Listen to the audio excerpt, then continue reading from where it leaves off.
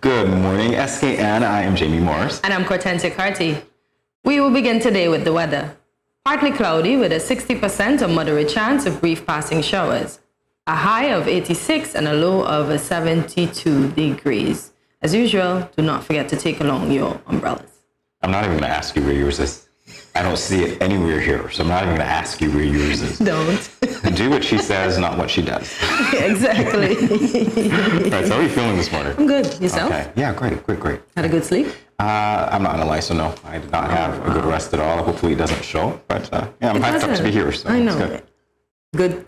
You're being good to be good at work. I'm trying to be. Yeah. And we'll put it out there, good vibes only. All right, so we begin with the latest in local news. This from SKNIS. The government of St. Kitts and Nevis came in for high praise for its investment in forensic science, which continues to reap significant benefits in the Federation.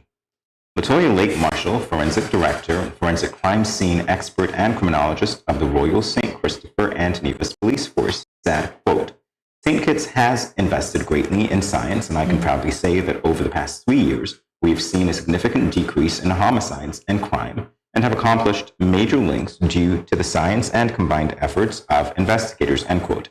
This she commented on Tuesday's edition of Leadership Matters. The forensic director continued, quote, I would like to openly commend the government under the leadership of Dr. Timothy Harris for taking the bold approach in recognizing that scientific investigation is indeed the most effective and efficient method in crime fighting worldwide, end quote. Mrs. Lake Marshall said that in 2011, there was a peak in homicides where St. Kitts and Nevis recorded 35, with a solvability rate of 25%. In 2014, the solvability rate was 33% and 21% in 2015. She said that the government addressed the situation, and this resulted in her placement in 2018, along with the implementation of other programs targeted at reduction. We're getting better. We are. And it's been a fantastic, how should I say, few years? Without. You're absolutely right. And let's hope it stays that way. We now move on to our second story. This is from the Nevis Island Administration press release. World Obesity Day will be observed worldwide on Thursday, March the 4th, and in Nevis, the Health Promotion Unit. In the Ministry of Health plans to mark the occasion with a road relay in Charlestown dubbed a Fun Run in the Sun. On March the 3rd, 2022, Ms. Shavani Nisbet, Senior Health Educator at the unit, said the event will be held under the international theme, Everybody Needs to Act, and the local sub-theme, Passing the Baton of Good Health, is about urging persons to get moving, Ms. Nisbet said. This relay is geared towards encouraging the general public to exercise and get active, and this is one of the ways that we can control and prevent obesity, which is one of the risk factors for non-communicable diseases. NDCS, which is a big problem in health here on island, end quote.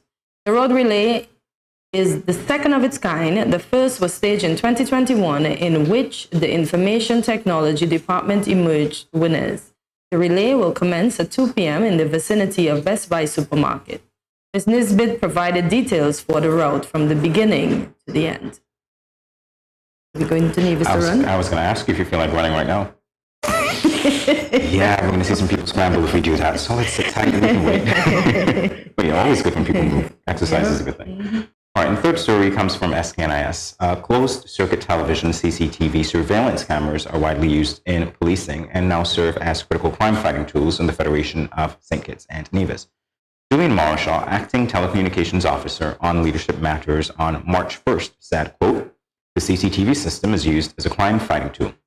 As such, the Telecommunications Department of the Royal St. Christopher and Nevis Police Force plays a critical role in the overall strategy of the police force to help keep St. Kitts and Nevis a safe place to live, work, play, and raise families," end quote. He continued, quote, "It is an initiative that requires a large amount of investment to get off the ground and continuous investment to keep it up and running properly. Because it was considered an important part of the strategy to maintain security, the government of the Federation invested millions of dollars into the project already and has received financial support from the government of the Republic of China on Taiwan." Mr. Marshall outlined several significant benefits of CCTV cameras. Quote, "Firstly, the CCTV cameras are an effective deterrent to potential criminals as their use increases the risk of being identified through the camera footage. Thus, cameras make it more difficult to commit an offense without being caught. It means then that intruders will likely move on," end quote, he said.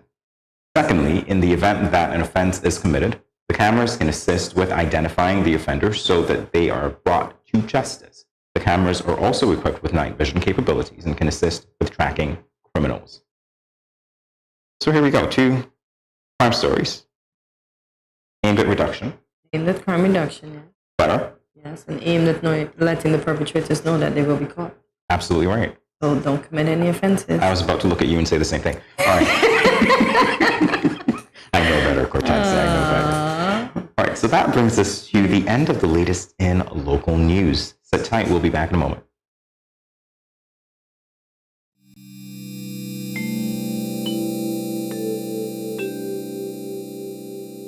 Everyone is encouraged to adopt a healthy and positive approach to daily life.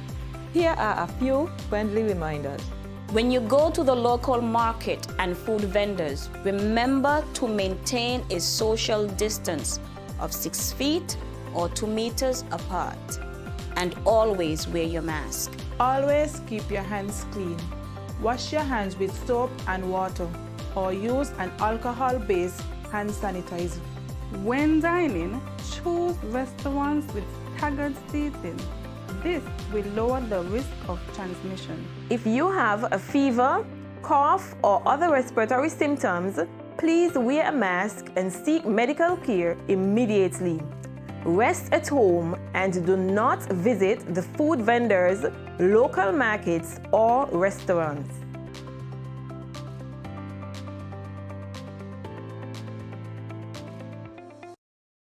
When growing your savings, where you save matters more than you think. Dare to compare and see for yourself why you should start saving and investing at First Federal Credit Union. You don't have to settle for cents. Let your money make sense. Reap a higher return by stashing your cash in a high-yield savings account or term deposit and earn up to 4% interest on your money. At First Federal, we say yes.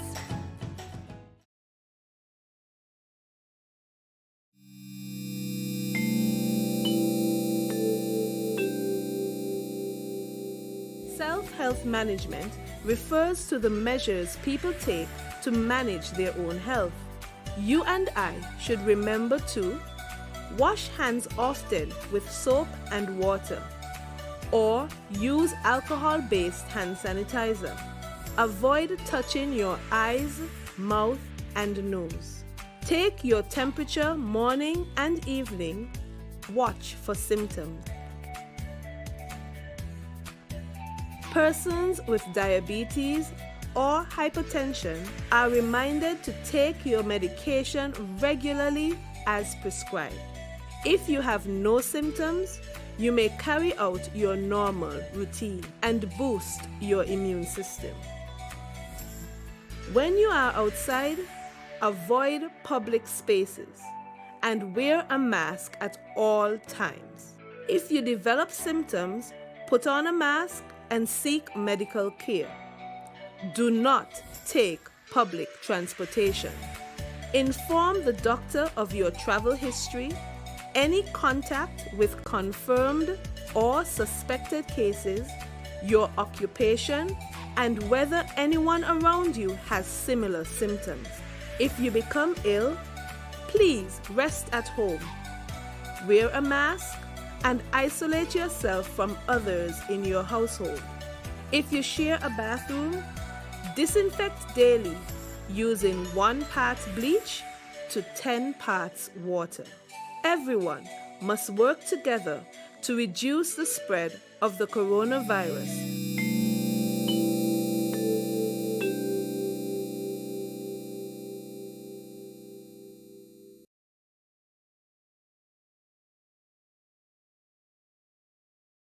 You are watching Good Morning SKN. We now move on to the latest in regional news. This from a Caribbean press release. Caribbean Community Secretary General Dr. Carla Barnett has called on regional countries to improve intra-regional trade by 25% by 2025, as she urged regional leaders to ensure that the CARICOM Single Market and Economy (CSME) functions for the benefit of the people of the Caribbean. Addressing in the opening ceremony of the 33rd Intersessional Summit on Tuesday, Barnett said while, quote, significant obstacles lay in the path of the integration process, there was need now to move with trust and confidence into those measures that make the CARICOM single market and economy work for all of us, end quote. Dr. Barnett continued, and I quote, let us set a target to lift intra-regional trade out of the doldrums of 8 to 16% of our total trade in 25% by 2025, end quote. Secretary General Dr. Carla Barnett said that this could be fueled in large measure by the agricultural sector, and that the proposals put forward at this summit by the Special Ministerial Task Force on Agriculture are worthy of favorable consideration.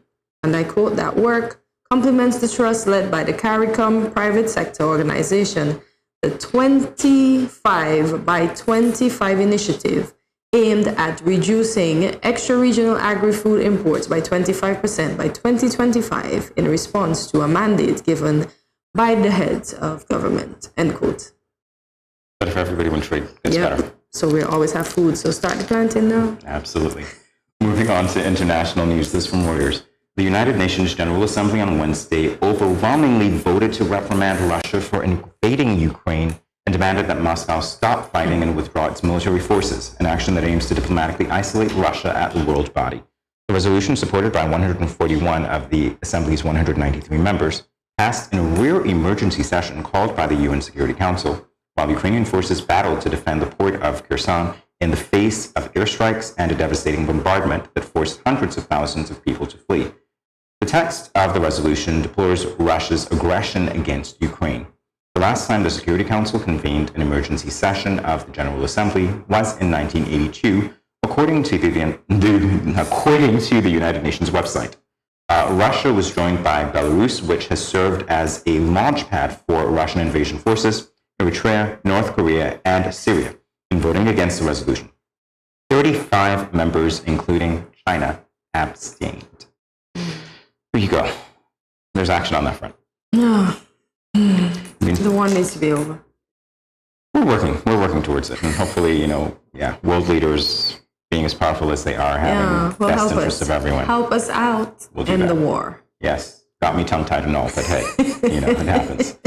All right, well, there you have it for the latest. We'll be back in a moment with more Good Morning SKN. Where are you going? I just mopped the floor, and now the chair leaving marks all over the place.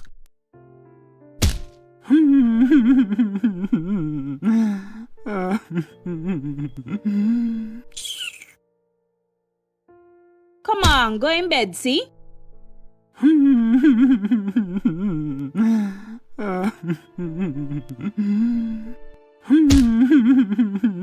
Sometimes I just can't take you on.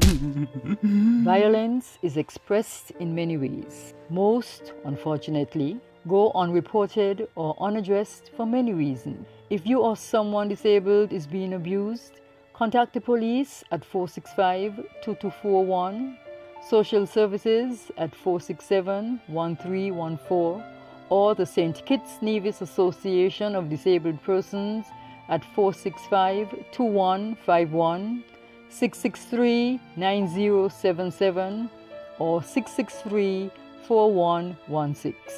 This message was brought to you by the Department of Gender Affairs in collaboration with the Pan American Health Organization, PAHO.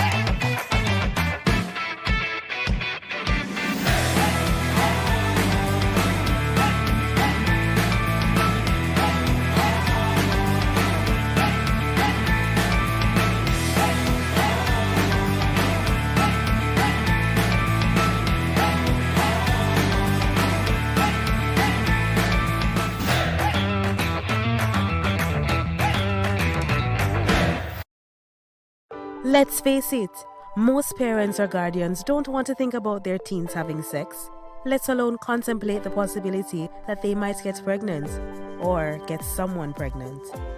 Teenage pregnancy is a situation that involves female adolescents. A teenage female can be pregnant as early as age 12 or 13, although it is usually 14 and older. The fact that teenagers become pregnant is related to many factors. Here are some tips to decrease teen pregnancy. Teach teenagers comprehensive sex education. Target messages at teen boys, not just girls. Get the whole community involved. Encourage mentoring, parental involvement, and support.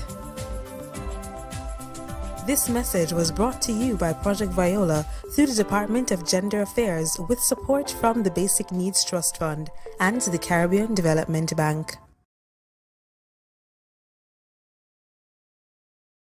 Welcome back to Good Morning SKN. Michael Phelps, the most decorated swimming athlete in Olympic history, said, and I quote, "There is no overnight success.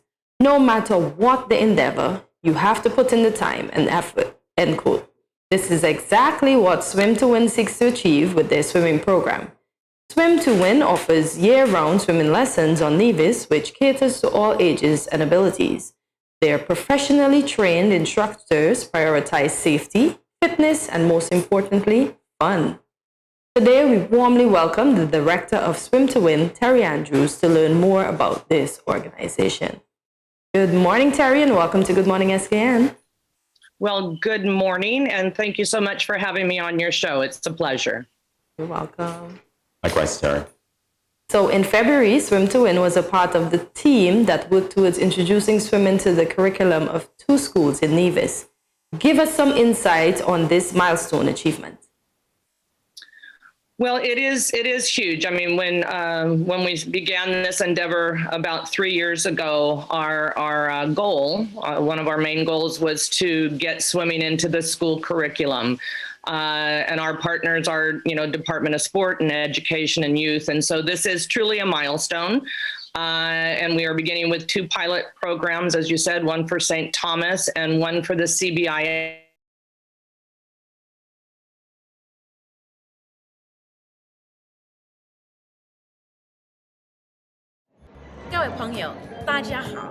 Greetings, my lovely people. I'm Chantel, residing in Taiwan. 12 hours time difference. It's nighttime here, morning time in SK. I'm busy and on the go. However, I always manage to keep up to date with what's happening in SK. All thanks to Good Morning SKN. Good morning SKN. Ciao, bango!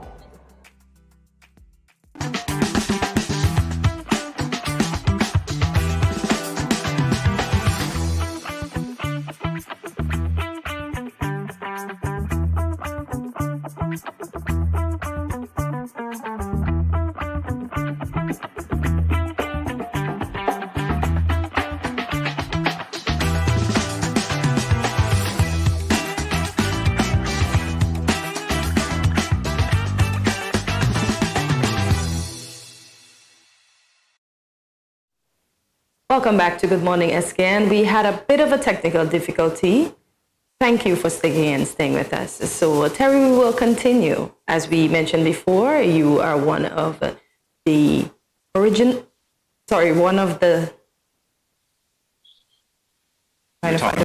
Yeah, we were talking about one of the starters of the swim curriculum in Yes. Nevis. Thank you for that, Jamie. I had a brain freeze. So,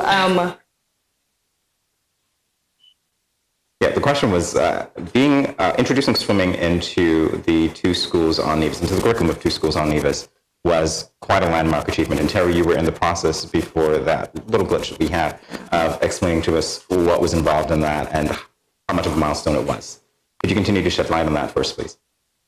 Sure. As I said, this was the ultimate goal of Swim to Win is to, I think, as Kortensia said, we are developing a pool of qualified, professionally trained instructors. So with the ultimate goal of being able to introduce swimming into the ongoing school curriculum as part of their physical education, so as a new sport.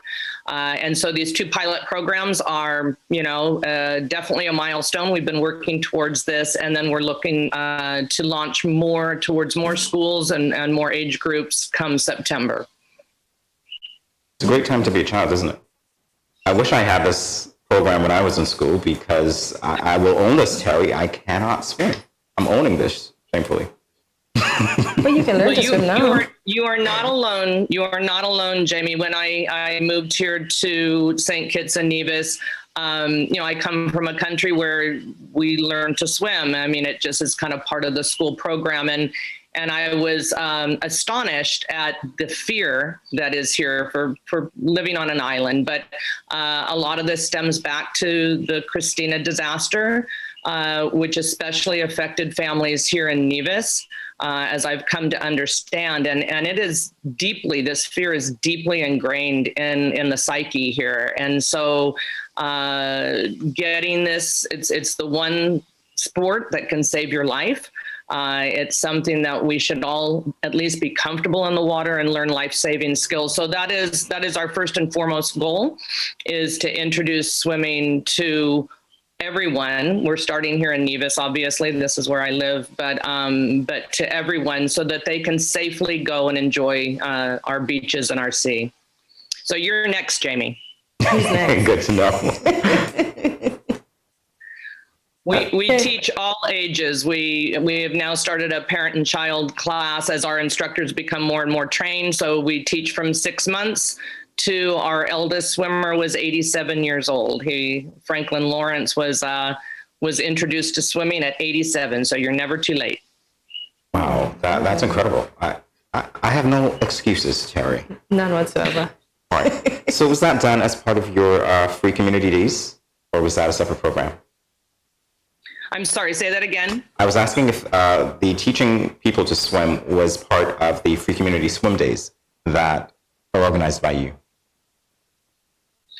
Right. I mean, we've launched a bunch of different programs. We have our Swim to Win Sundays, which are our group lessons, but we started introducing free community swims to introduce the public to what we are doing and to get them to meet our instructors and to understand our safety protocols so that they can feel comfortable. As I said, we have our new mommy and me parent and child classes. We work with the Special Olympic athletes as well. So we say we go from bubbles to butterfly.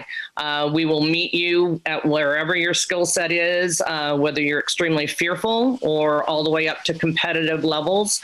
Our ultimate goal, obviously, is to get some competitive swimmers. We're going to have our first developmental swim meet in April. So we're quite excited by that. So it's open for everyone. The idea is to really replace this fear that we see here with fun and fitness and family time. Excellent. So the success of the organizations comes from having professionally trained instructors. Can you give us some more insight on their training? Certainly. So I'm very happy to be partners with Ann McClendon. She is from Rising Tide Swimming. She's up in Washington, D.C. She's an amazing athlete in her own right and has been coaching swimming for over 35 years. So she coaches everything, again, from beginning swimmers to Olympic athletes. So she loves Nevis. She has been down here before for the Nevis to St. Kitts cross-channel swim. I met her via the Special Olympics open water swim program. So she comes down to Nevis 3 to 4 times a year and conducts training for our instructors. So to become an instructor with Swim to Win, you don't necessarily need to be a great swimmer. We can teach you how to swim, but more importantly, we'll teach you how to teach. So Anne teaches the most current and innovative techniques. So we treat every swimmer that comes in, and this would be you, Jamie, as well, proper technique. So that we look at everyone as a potential Olympic athlete. And so we want to teach proper technique. Swimming is a very technical sport. It's a very core-driven sport. You know, you don't actually swim with your arms and shoulders, you swim with your core. And so it's all about balance. So we start that out. So it's really important for our instructors to be taught the proper techniques so that our children and adults are learning to be good swimmers and competent in the water. Well, I can't wait. You've piqued my interest, Harry. So we'll talk about this more on the other side of the break. Stay tuned.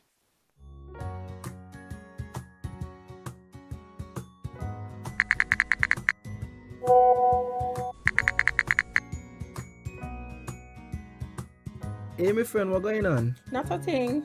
I just here cooling under this tree, about to eat a mango or two. Where you get mango from all now? Boy, Auntie Rose bring me some mango this morning. Oh, gosh. What you hit me for? You give me something to put on? Girl, you can't just come tempting me with these juicy round pally mangoes and expect me not to want some. Just because something looks appealing and you want it, doesn't mean you are entitled to it and that you should touch or take it. Your mother ain't teach you manners. Ask for consent first before you touch up the mango them. But why ask? And if it's dear, it's dear. Just take it. Why ask? Simple. If it is mine and you ain't asked for it, it is called, wait for it, stealing. That's true. My bad. Okay. May I please have some mangoes? I don't know. After that spectacle, I ain't sure I want to give you any. You see that? But I ask. Just because you ask doesn't mean I have to give. It is still my mangoes. So what you tell me ask for then? Because consent is everything. Had you asked first, I would have been more inclined to give you one. And just because you ask doesn't mean I have to give you. You got it? Okay, I got it. Now, may I please have some mangoes? Only because you're my friend and I like you. But that still don't mean you're entitled to it. Okay, I get it. I get it. Good. Don't leave your mango skin on the ground, eh? If you understand the importance of asking for someone's consent for a mango, then it shouldn't be too hard to understand consent when it comes to sex. The power of consent is everything. Ask first. If you or a friend has been sexually assaulted, please call 465-5000 for the Counseling Center. This message was brought to you by No Judgment SKN and sponsored by the Basic Needs Trust Fund, the Department of Gender Affairs, and the Caribbean Development Bank.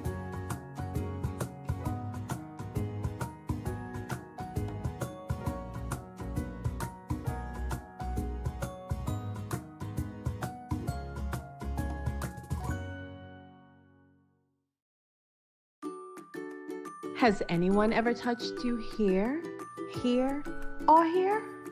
Well, these are actually bad touches, not good ones. And so, if anyone ever touches you in these areas or anywhere else that makes you uncomfortable, you must say no, then go and tell. Say it with me. Say no, then go and tell. This message was brought to you by the Department of Gender Affairs in collaboration with Probation and Child Protection Services, the Ministry of Health, and the Pan American Health Organization. Welcome back to Good Morning SKN. We are joined by Terry Andrews, the director of Swim to Win. Before the break, we were speaking about the organization's achievement. Now we're going to learn more about the organization itself. You spoke briefly about the fact that swimming is very technical. What are some of the techniques or skills that are covered in your swimming curriculum? Well, so as I said, we meet you wherever you are, but we start off by talking about proper technique. So when you come into the program, you learn, first of all, safety protocols. So you learn to float, you learn how to tread water, you learn about proper balance in the water, and you learn, to be safe, as far as like whenever your face is in the water, you're exhaling, your natural tendency is you want to hold your breath and you don't. If you hold your breath, you tighten up and you tend to sink. So you learn all of that about that first and foremost, and then we'll move you into the next level, which is where we say you get moving. We learn about proper,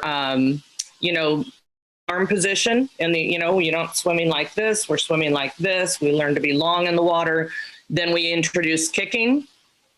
You kick from your hips. As I said, it's a very core driven sport. Yeah. Then we introduce arms. And the very, very last thing that we introduce is breathing. Breathing is the first thing that breaks down your form. And so we want to make sure that the swimmer is balanced before we introduce that. And we start off with freestyle, backstroke. And then as the swimmer advances, we'll introduce, breaststroke and butterfly. I have to tell you, Terry, when you mentioned kicking, I lingered on that a little bit because that's Kortensia's signature dance move. So I don't think that you'd have to teach her much about kicking. Well, it's interesting. So many of the swimmers come and they bend their knees. We're not riding bicycles. We're swimming, and so again, the kick comes from your hip. You want to be long. Your toes are pointed. These are basically your paddles, but the kick doesn't really, it takes up a lot of energy and it doesn't propel you that much. So especially if you're out in the ocean and you're going for a longer swim. So the kick needs to be modified. It's really through your pull and how you pull through the water. Sounds very technical. I'll have a lot to learn from you, Terry. Well, it's like anything else. I mean, if you were going to learn tennis or horseback riding or anything, I mean, you just break it down into little pieces and it's fun. The most thing that we make sure that we're doing is that we're safe and we're having fun, and you're learning a new sport. So it's exciting. The kids and the adults have a good time. I can guarantee you, Jamie, you'll have fun with us. I have no doubt. I have no doubt at all. How many swimmers are currently registered with you, and what is the highest number you've ever had? Well, our highest number, I want to say, in our Swim to Win Sundays, which we run a couple of different sessions, we probably had about 80 going through at one time. We have reached over 300 swimmers so far. A lot of our swimmers come back and obviously continue to work on their techniques. We're just finishing up right now one of our series of our Swim to Win Sundays, and we have 52 swimmers going through that. We do Saturday programs. We probably have 25 swimmers going through that. So yeah, a lot of people are coming out. We're having, Anne comes back down to do some more training in April. And we're partnering with Department of Youth for the second annual Easter Monday Youth Beach Games, because once you can swim, you can go to the beach and we can do all sorts of fun games there. And then we're having an Easter camp, a 4-day swim camp. That's free. We have our sponsors with government and our other stakeholders, so we're able to offer those camps to the public for free. So at those camps, we usually have about 60 children go through those. So we're excited. It's a busy calendar. It definitely is. Are there any competitive swimmers part of Swim to Win, and will they be participating in the upcoming cross-channel swim?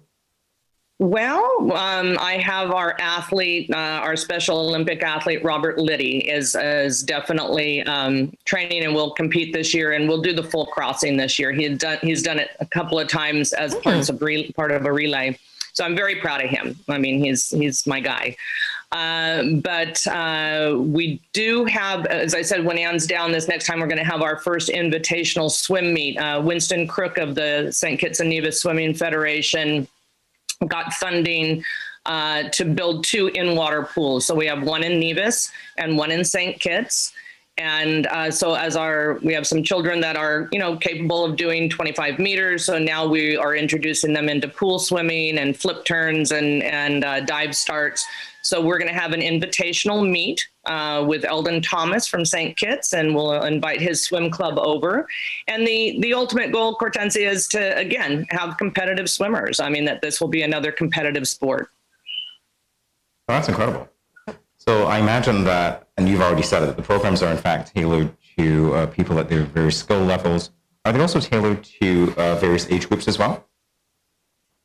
I'm sorry, Jamie, say that again. I'll say that. To tailor the programs to various age groups, so as well as skill levels. Absolutely, yeah, absolutely, and we want to reach everyone. So when a swimmer, say, registers and comes in, we evaluate on the first lesson. So we may shift, who their instructor is and who their group is based upon not only their age but their skill. We have 2 award ceremonies every year. So at that point, the swimmers are evaluated as far as they have to progress, through. So they go through a level 1, a level 2, level 3, and ultimately, as I said, up to a competitive level. So we'll take you as far as you want, Jamie. That's great to know. As far as you want. We notice you have an upcoming Swim Easter camp. What should patrons expect from your camp? Well, again, the Easter camp is going to be similar to our Christina camps that we did last summer, and we will do those again this summer. So that's a 4-day swim immersion camp. We do a morning session and an afternoon session. So again, they come in and they'll learn faster that way because they're learning every day as opposed to just a once a week. And so they come in. We again just work through all the techniques and the details, and we have fun and snacks, and we play games on the beach, and so it's a lot of fun. We run that from ages 5 to 12 is the age group that is offered for the camps, and just excited to do that, and again excited to be able to offer that for free to the public. So it's definitely, I think Department of Sports said their phones were ringing off the hook. That's a good thing. And a great initiative for the Easter kids. And it's fun, and the kids are out of school, and Department of Youth has always tried to do something special here in Nevis on Easter Monday. And so now with this partnership, and for me, we're small, so we're a small island, and so to form these partnerships and collaborate. So now the Department of Youth and Curtis Clark is able to offer a beach games because we have the water safety issue in place with these trained instructors. Well, it sounds like a great time that everyone involved would be, part of. I love the fact that you are encouraging me to swim, encouraging everybody to swim Kortensia now, and I might even take a trip to Nevis soon enough with Studio 3 to 7. Never know, and we might be there for Good Morning SKN. So Terry, thank you for taking the time to talk to us. Thank you for all of your great work. It's been a pleasure indeed.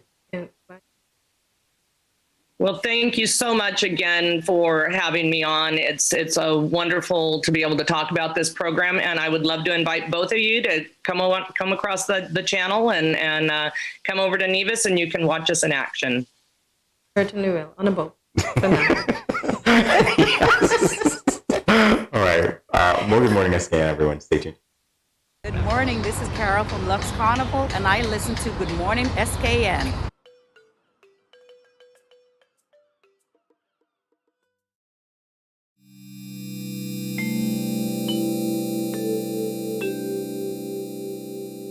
Everyone is encouraged to adopt a healthy and positive approach to daily life. Here are a few friendly reminders. When you go to the local market and food vendors, remember to maintain a social distance of 6 feet or 2 meters apart. And always wear your mask. Always keep your hands clean. Wash your hands with soap and water or use an alcohol-based hand sanitizer. When dining, choose restaurants with staggered seating. This will lower the risk of transmission. If you have a fever, cough, or other respiratory symptoms, please wear a mask and seek medical care immediately. Rest at home and do not visit the food vendors, local markets, or restaurants.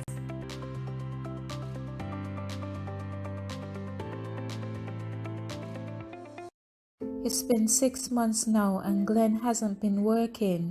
His attitude has completely changed and he's been leaving the house every day for hours and liming with his friends and coming home drunk and causing confusion. Gloria, this is what you cook today?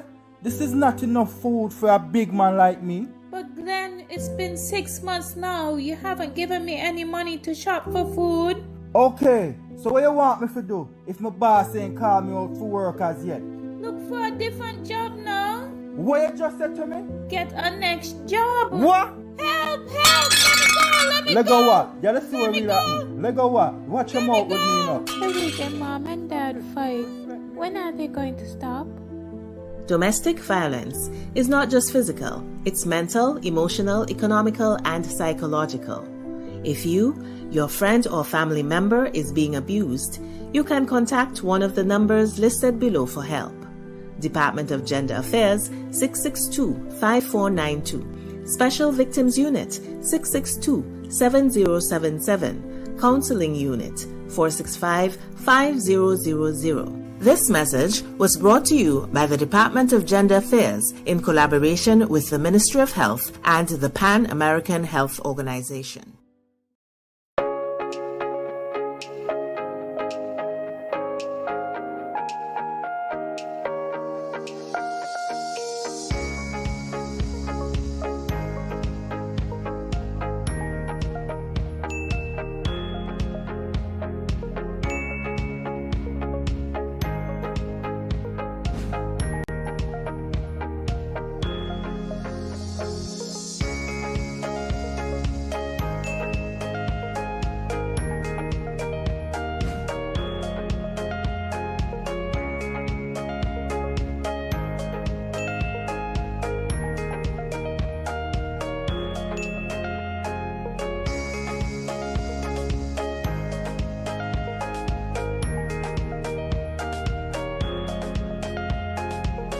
No cash, no card, no problem. Dad, embrace the freedom.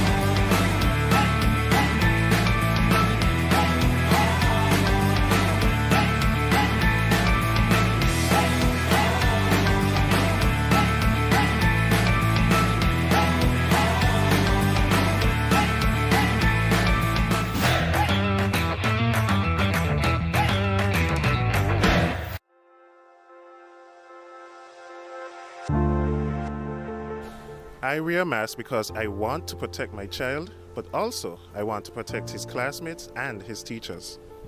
I wear a mask because I care about the frontline workers who will have to work even harder if those around me get sick. I wear a mask to protect my family. I wear a mask to protect you. I wear a mask because it is the right thing to do. I wear a mask because I don't want to put any vulnerable individuals at risk, like my elderly loved ones. I wear a mask because we are all in this together.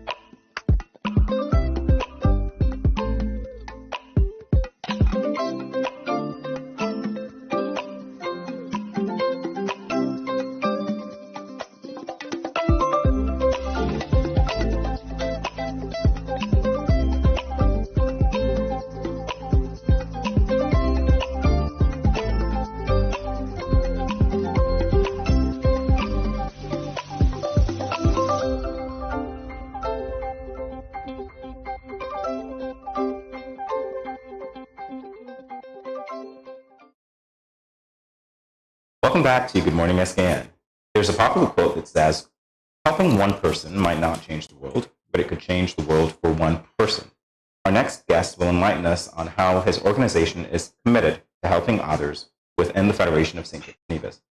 The Alternative Lifestyle Pathway Program, or ALPP, is an evolving initiative that caters to at-risk, marginalized, or disenfranchised adults here in the Federation. The ALPP is said to be an intervention strategy designed to allow the individuals an opportunity to learn, adopt, and display acceptable behavior and become positive contributors to the development of our nation. Today we are joined by Coyote Sutton, the coordinator of ALPP, who will enlighten us more on this. Welcome to Good Morning SKN, sir. How are you doing today? Morning. Good morning. Good. All right. Well, this is a really important initiative, and we want to get right into it. So the ALPP in January launched its Lifestyle Changing and Exposure Program. What can you tell us about that? Okay, it's some training in soft skills to the at-risk group. Soft skills, we find that a lot of them lack is the skills that is required for them to cope without resulting to what got them in the position they're in already. So we're taking them in stages. First, we started late last year. We had the motivational speeches, talks with them. Then this year, we started with the 12-week-long training in soft skills. And then after that soft skills, it's going to be the hard skill training that is supposed to help them be able to reintegrate into the society, collectively put together. Now, the soft skill entails things like anger management, time management, money management, financial management, running a business, because we have a couple of them, the participants who have already started businesses, and we want them to be successful. So we offer those required services to them so that they can be successful. And you also find some of them actually empowering some of the participants. So it's starting out good. Sounds like a well-oiled machine. Yeah. And from what I am picking up, are these individuals those that are incarcerated that will be reintegrated in society, that are offered the opportunity at this program? Well, you have a whole mix of individuals on the program. You have persons who are incarcerated, who have just been released into the society, and we know what our society is like. They don't want to forgive you. So it's extremely difficult for them to find a job because you just came out of prison, and they use the term, it's a jailbird, and so it becomes extremely difficult for people to be able to reintegrate into the society. And there's something fine. Okay, so we don't want them to go back, to that lifestyle. So we offer them this opportunity. Now they do some work in between, and the programs, the training sessions are every day of the week in different groups, and make sure that it is compulsory that every participant attends this training. It's compulsory. If you don't attend it, then you don't get paid. Oh, so it's a paid training. It's not a paid training as such, but because they work. And they have to work to earn their day's pay. But the training is also a composite of the entire program. Because it's very easy to say, I don't have to be part of the training. If I just do the work and then I get paid, that's good. But then it doesn't enclose the cycle of reintegration, reformation. So we make sure that they get into that, and they attend it, and they are interactive, and you can see it's a lot of progress being made. Good. You see the interaction, the level of interaction has significantly improved, and the engagement with the facilitators is just amazing. Over the weeks, it's amazing, and and we have some fantastic civic-minded people who give up their time. They're not being paid to, facilitate and help with the program. They give up their time. They come and they're paying it forward. They're paying it forward. Right. So in speaking to the program and the nature of it, the structure of it, and also the facilitators, what can you tell the general public more specifically about the training that they receive? Okay, the training is, if you go through structured education system, some of this training, these soft skills, you actually don't get them. They're not like, subject areas that you're taught in school. But because you're within the structured environment, you kind of pick things up. For example, you go to a university, you are given your schedule of lectures. If you miss the first lecture, then you're playing catch up. So you intently engage with time management and coordinating your affairs properly.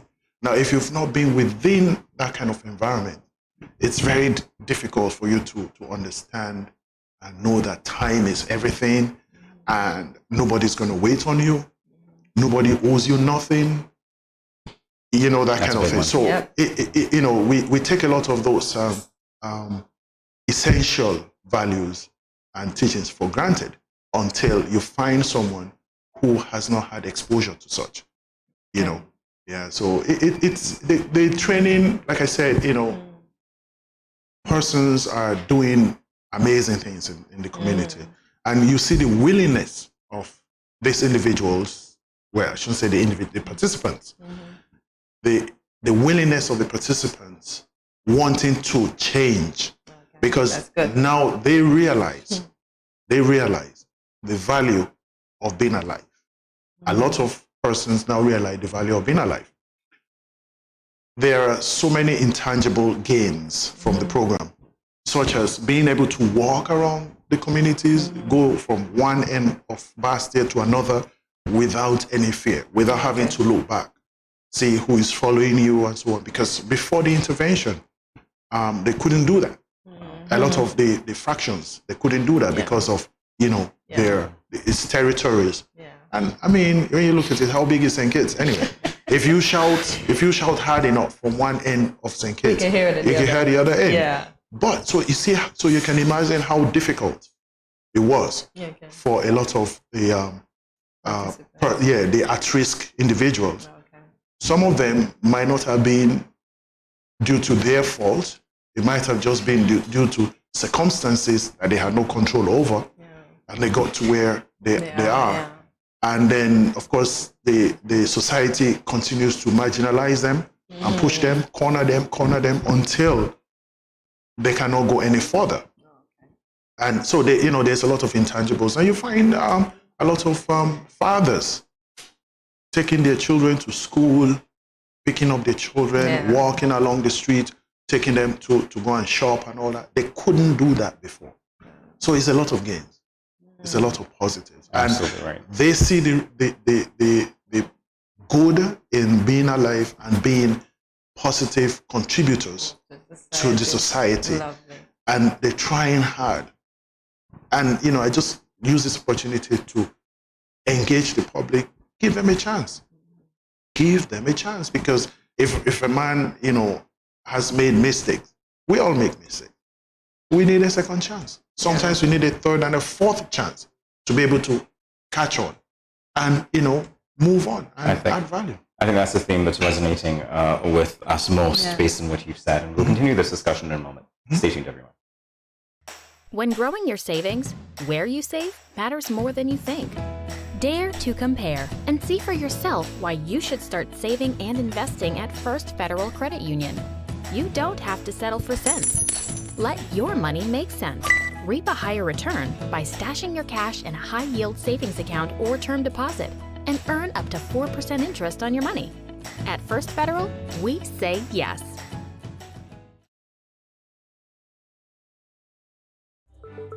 These teen boys nowadays get me so upset. I see these teen girls with their big bellies and you want to tell me y'all couldn't protect her and yourself? Come on. Now don't tell me no stupidness about you feel embarrassed about getting a pack of condoms or asking somebody for one. That ain't nothing to be ashamed about. You should be proud that you are making a wise decision, but you still have to abstain from having sex with someone under the age of consent. If your boys are pressuring you to have sex and you don't want to, then don't. You are in charge of your life, not them. I heard another one saying it's sweeter without a condom. But my granny always told me, no glove, no love. So let me tell you something. It's sweeter to have money in your pockets and not have to support a child at that young age. Before I say anything else, the best way to prevent teenage pregnancy is to abstain. In other words, no do it. Let me talk to the big men troubling underage girls.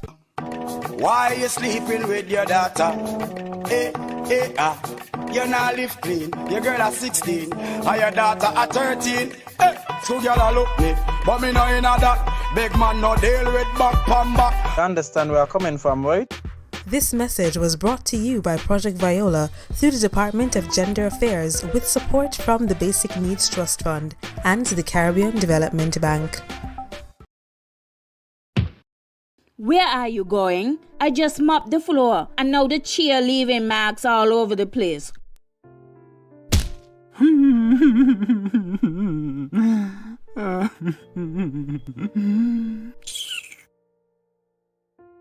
Come on, go in bed, see?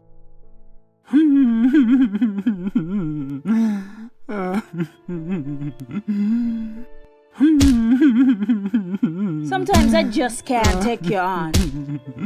Violence is expressed in many ways. Most, unfortunately, go unreported or unaddressed for many reasons. If you or someone disabled is being abused, contact the police at 465-2241, social services at 467-1314, or the St. Kitts Nevis Association of Disabled Persons at 465-2151, 663-9077, or 663-4116.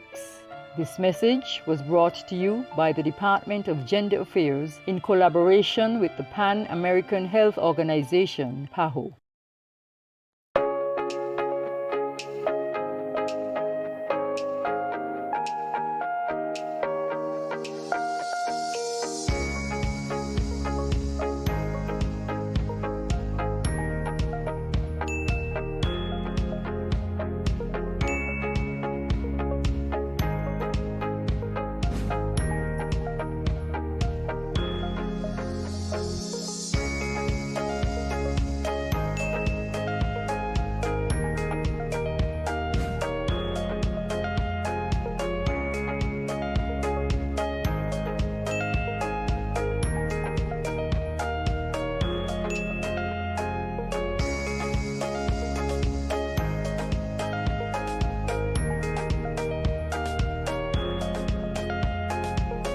No cash, no card, no problem. Dad, embrace the freedom.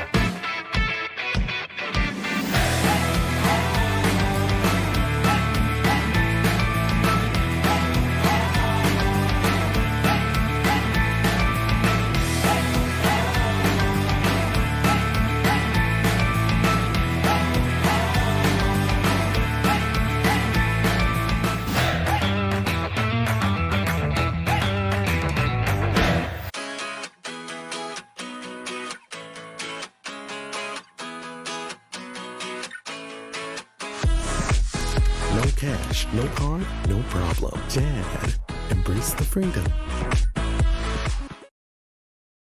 You're watching Good Morning SKN. We are speaking with Coyote Sutton, the coordinator of the Alternate Lifestyle Pathway Program here in St. Kitts and Nevis. So during the break, we were speaking about the individuals that you cater to in the program, and you were telling us it's not only troubled individuals, but persons who are victims as well. Can you expound on that for us? Yes.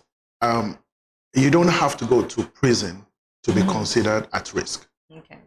Incarcerated individuals coming out of prison, they have challenges because, it's time and space. Everything has moved on from when they left. And then economically, the standard has changed, so they find it extremely difficult to fit into the society. adapt. Now you also have victims who suffer in silence, who are victims of crime and violence, or situations that happen within their immediate vicinity, homes, communities, and they just can't change it, they just can't do nothing about it, but they suffer. And sometimes it tends to kind of push them to behave in a certain antisocial way. So, some of those we also look into. Presently, there's data that is being collected of, all the traumatized individuals within the community. They're trying to reach out to find out the extent that this is also. And then once the data is collected, it will be passed on to the relevant authorities, and then they try to find a way to kind of, mitigate against it or help reach out to these persons and, make them become included in the interventions and all the, social intervention programs that might be available. Mentorship is important. A lot of issues can be taken care of at the root level if you have good mentors. I mean, I have personal experiences being in charge of the cadets a couple of years. Youths, kids come, you see from across the society. You see them being members of the cadet corps, and if you pay attention to them, there's a lot that you can learn from them. You can study them. There are some that are very quiet. There are some that are very vocal.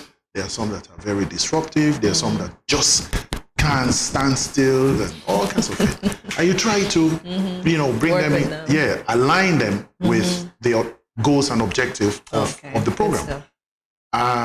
The goals and objective of the Cadet Corps is simply to have well-behaved, civic-minded young people who will in turn go through their processes of growing up and become productive contributors to the society. You teach them about peer pressure because it's going to come. You teach them about time management. You teach them about making choices because they have to make certain choices at some point and things like that. But more so, they look forward to mentors. They look forward to people who can be their mentor when they have problems. Rather than sit back, internalize it, because of their experiences and so forth, they cannot really come out with the right way to deal with it. But if they have a mentor and they're able to talk to that mentor, they can help them. So we need a lot of male mentors and also females, look out for young people. Their face tells a lot of tales. You just have to be interested. Yes. I'm curious to know about the stages of the program, and I ask that because what you said earlier when you were comparing it to missing a lecture, I wondered if obviously there would be not a specific time frame for everybody.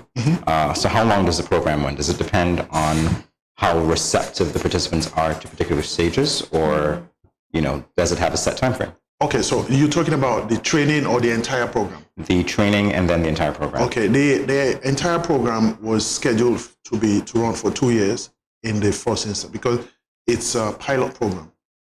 It started in 2019 and so forth. And I mean, you all, I believe that you know of the history, how it started, because it was the at-risk individuals, the gangs and so on, who reached out to the police for help. They wanted, they wanted help, they wanted tranquility, they wanted to end the violence because it was reaching out to, closer, it was getting closer to home. And so the law enforcement authorities jumped on the opportunity, and so that's where we are. And that's where initially it was called the Peace Program, because we want peace, but it's been, metamorphosized into the alternative lifestyle pathway program. And, to kind of encompass everybody, include everybody, not just the gangs. Because the gang is one thing, is probably the end product of so many other stages before. Yeah. Now, the training, I mentioned the soft skill training, we have that for 12 weeks. It could go between 12 and 15 weeks, depending on, and I see it actually probably lasting longer than 12 weeks because of the level of interest and interactions with the facilitators. Like we have Miss Alicia Collins. She's awesome. When she's engaging these people, the participants, they don't want her to leave. She's awesome. And the other facilitators, Pastor Lincoln Connor, Pastor Clive Sanders, and a host of others. Miss what's her name now? Miss Watley. Can't remember the first name. Anyway, so because of the level of interactions with them, with the participants, they don't want to let go. So we're seeing, sometimes, because we only have the sessions for 45 minutes to an hour each time they meet, you find sometimes 2 hours, they're still there trying to iron things out. And it's not just, you find out that it's not just the subject area that we have on the schedule that they tend to deal with. It's an array of other issues that they actually follow up with after the session. Yeah, so it's good. So it might be metamorphosized again to run longer depending on the need. Right. So, and sometimes, structured learning doesn't necessarily give you the opportunity to learn everything, because like I say, most things you learn is what you actually do on your own. Even when you're on a structural learning, like in a university, you have to do your own research. They just give you, they scratch the surface more or less, and then you have to dig in. So most of the gains is going to be that extra, personalized experiences and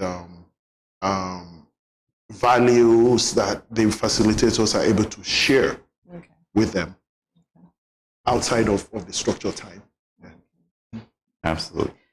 Well, I wish we had more time to talk with you. But I can quickly share with you some of the gains that we've had, on the results of the initiative as of today. Okay, sure. It has improved the level of interactions between the at-risk individuals and the law enforcement body. They feel more comfortable to talk to reach out to law enforcement body. So when a situation is emerging, is brewing and could explode, they reach out so that we're able to, the law enforcement body, specifically the Royal St. Christopher Nevis Police Force, they assign individuals who are able to, help to mitigate. Okay. We have the engagement of at-risk population commenced March 2019, and the spate of gang, included homicide, use of gun, are significantly reduced. We know that. Yes. This will be, evidence from the data that the police will present on homicide and crime and violence and so on. Communities previously traumatized by gang and gang-induced violence have been living in peace and harmony, and we see that. Like, people are able to traverse different parts of the island without fear. And of course, businesses are doing better. They don't have to close early with fear of being robbed and things like that. Persons previously in conflict with each other are learning values and peaceful existence and re-socialization. They're learning how to be tolerant. They're learning how to respect themselves and respect others. That, hey, you could have a different opinion, it's okay. I don't have to take a gun and shoot you. And silence you forever, So we also have a lot of the participants engaging in businesses of their own, you know, legitimate businesses. There's a lot of them a lot of participants are in agriculture, you know, helping to enhance food security in the country. And we have a lot more that will be getting into that. One final question on that. How many participants does the program currently have? The number fluctuates because when persons have gained enough or they start business and stuff, they move off. Oh, okay. And then we also encourage them to try to, you know, employ other people from the program and be mentors to them. Okay. There are people there are participants that have started a restaurant, bar and grill stuff, and thriving. It'll be good to get those details from you, and we might do that for a future segment. And perhaps even have you back because there's clearly a lot to talk about. So I mean, you know, there's a whole array of especially with Ministry of Agriculture. There are a lot of, you know, before the intervention, this program was started, a lot of people are into agriculture, but what they're planting is not legal. On that note, Major Sutton. So but they're doing more food now. We're going to get the part 2 because that's really an interesting point to come back and talk about. So we want to thank you for taking the time to educate all of us about this program. Really good work, good initiative. Thank you again for sensitizing all of us. We'll be back in a moment with more Good Morning SKN. Thank you. Thank you.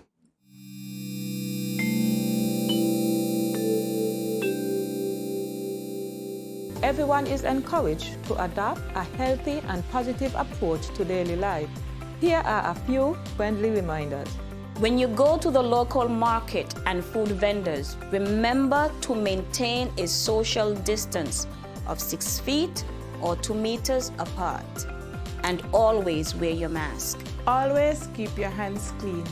Wash your hands with soap and water or use an alcohol-based hand sanitizer. When dining, choose restaurants with staggered seating. This will lower the risk of transmission. If you have a fever, cough, or other respiratory symptoms, please wear a mask and seek medical care immediately. Rest at home and do not visit the food vendors, local markets, or restaurants.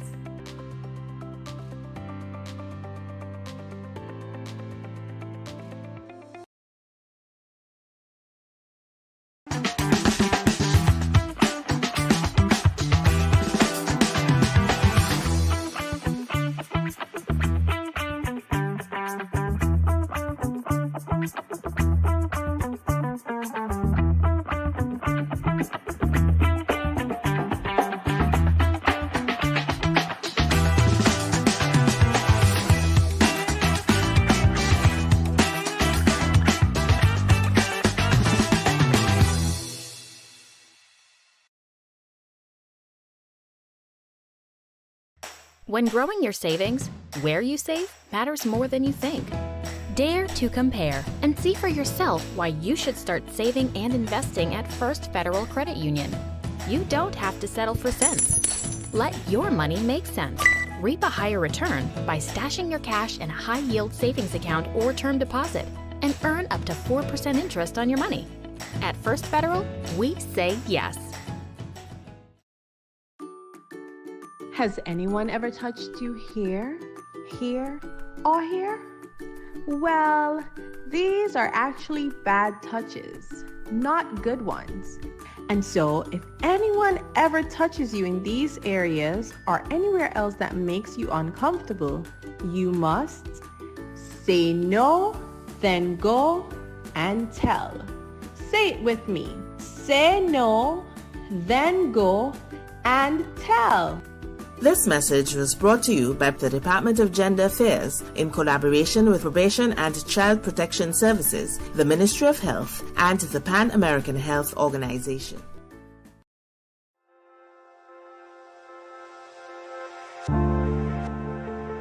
I wear a mask because I want to protect my child, but also I want to protect his classmates and his teachers.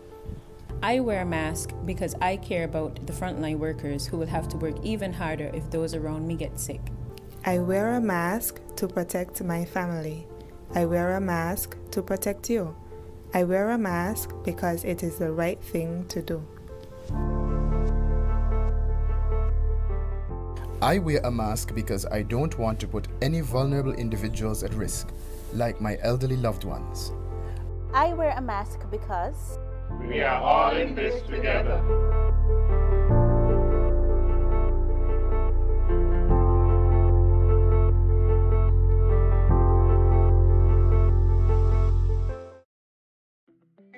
In our last segment, we spoke to Coyote Sutton, the coordinator of the Alternative Lifestyle Pathway Program. It was quite moving indeed to learn how this initiative lends a helping hand to individuals here in St. Kitts Nevis.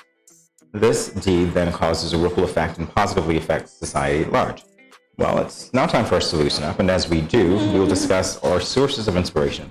This can be in the form of pieces of advice, favorite quotes, and even role models whose characteristics we seek to emulate.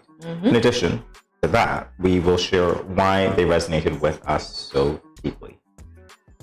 Yeah, you and I have talked about this a little bit, your sources of inspiration and that sort of thing. So motivational speeches in the morning. Yeah. Motivational. Who did you listen to this morning if you had the time? Nobody. I was busy doing stuff. Okay. Yeah. This morning was a nobody morning, but I know it's a morning where I have to get up and propel myself. So those speeches did not only last just that morning, they go on.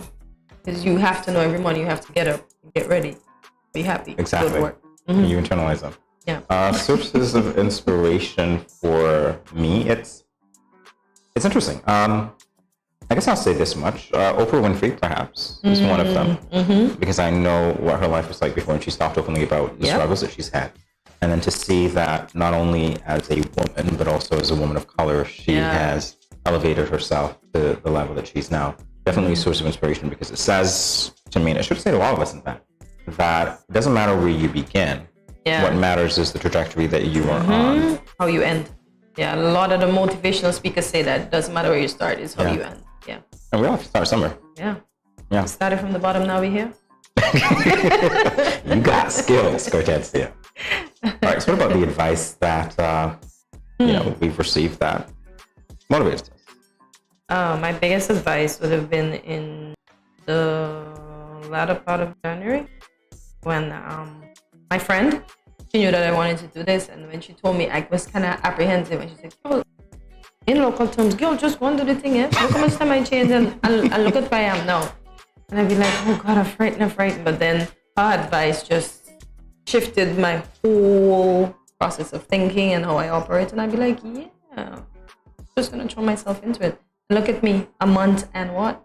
2 days in or 1 day? Exactly. Yeah, about that. You gotta find your zen. And I think that advice was advice that I gave myself. Okay. Find your zen. You have to know when things are working for you. You have to know when things are not. It doesn't matter what anybody else thinks about it. You're the one in the situation. Exactly. So you ought to know what works. You're the best judge of that. Believe it or not. So, yeah. But you see, sometimes we don't even be the best judge. We just doubt ourselves, and we can so do it. Yeah. I don't think it happens every time, because there are times when I guess we are our own blind spots. So we don't see the things that other people see. But I would say that we are, for the most, if I had to give it a ratio, maybe 75-80% of it, we know what's best for us. And so we should take those moves, right? Yeah. Any favorite quotes? Martin Luther King, I have a dream. Yeah. It's sad and unfortunate that he didn't get to really live his dream. But the fact that he has a dream, as I told you, that was our favorite quote, that we put it to the wrong person, Malcolm X, in the back of the classroom. Yes, we did when we played that game. We have a dream. Shamefully, we So confess. we have a dream to be better. And because of the class that we were into, we felt people looked down on us, which was 4G6. Really? Yeah, so that's why that was our mantra.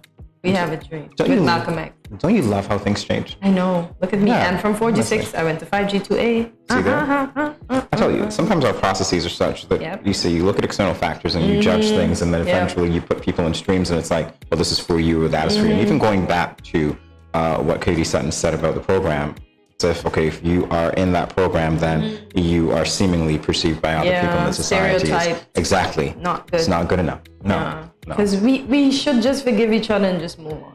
Yeah. And that's how the world go around. Because everybody has a skill, and they only realize their skill probably when they get into something, or when something happens to them, then they realize, I can do this. And they come out and they're so much better than the average person that thought they can do it, that has never been in any form of any type of situation that will make them, You might be surprised too, because of the experiences. It might be that they end up being more motivated than people who were in that field for a very long or are doing those things. So they do better at it as well. Yeah. So absolutely right. Do I have any favorite quotes? I think this quote was attributed to Abraham Lincoln. Mm-hmm. And it's basically saying, if you call a tail a leg, how many legs does a dog have? 5. And to Abraham Lincoln's point, it has 4. Just because you call a tail a leg doesn't make it a leg. My favorite quote. But then won't we add the extra tail to make it 5? No. No, you wouldn't. Oh, okay, so I'm thinking too far. Okay. And that's the point. Things are what they are. It doesn't matter what you call them. Yeah. You know what I mean? So that truth resonates. Just one. Yeah, exactly. It also speaks to our potential ability to fool ourselves sometimes. Yeah. But hey, it's a leg, it's a tail, whatever you say. In any event, we are going to say goodbye for a few moments. Only a few. Don't go anywhere. Stick and stay. We're coming back. Yeah, we are.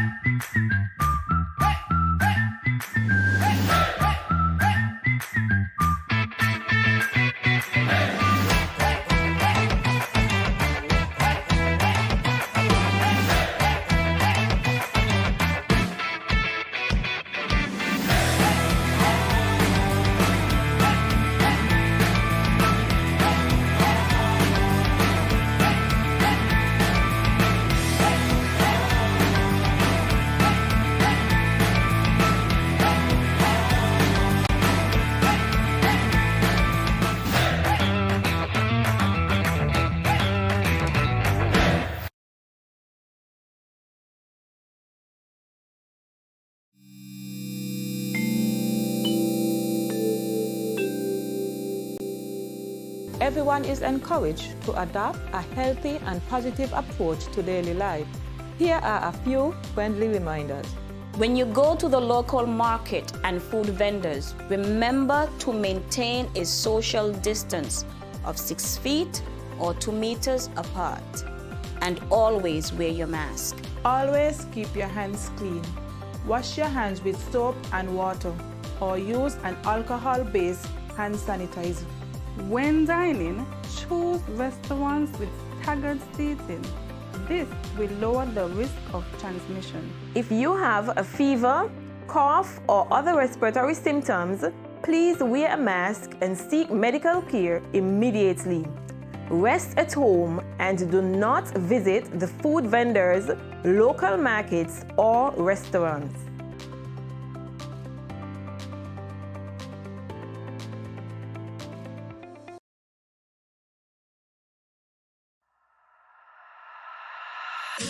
I'm here to St. Kitts, Nevis, with a name from us I represent for the Ministry of Health. Yeah. Respect the COVID protocols. In a time like this, all for one for all. St. Kitts, Nevis. Don't forget your mask. Wear it everywhere you go. Sanitize before and after everything you do. Cause you never know what's on the surface of the places you go. Maintain a safe social distance between me and you. Keep calm and stay focused. Don't be a fool, seek the facts first. And boost your immune system up. Don't wanna lose no more of us. Mask up, sanitize. Observe the protocols all about. Be wise. Mask up, sanitize. Me family fitting boat. And you. Blessed love and greetings. This is Infamous, and I am here to encourage every Kittitian and Nivision to remember that we have our part to play in the fight against COVID-19. So sanitize, wear your face mask, practice social distancing, and go and get vaccinated. For me no know about you, but me love think it's bad. Easy no man.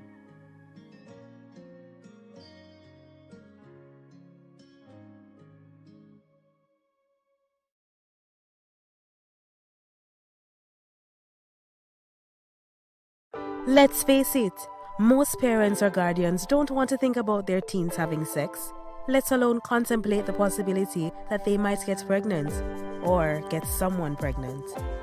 Teenage pregnancy is a situation that involves female adolescents. A teenage female can be pregnant as early as age 12 or 13, although it is usually 14 and older. The fact that teenagers become pregnant is related to many factors. Here are some tips to decrease teen pregnancy. Teach teenagers comprehensive sex education. Target messages at teen boys, not just girls. Get the whole community involved. Encourage mentoring, parental involvement, and support. This message was brought to you by Project Viola through the Department of Gender Affairs with support from the Basic Needs Trust Fund and the Caribbean Development Bank. Welcome back to Good Morning SKN. The Advancement of Children's Foundation, or ACF, is an organization developed to positively affect the youth in St. Kitts and Nevis. They create an environment that is conducive to learning, growth, and contribution, replete with community and family support additionally.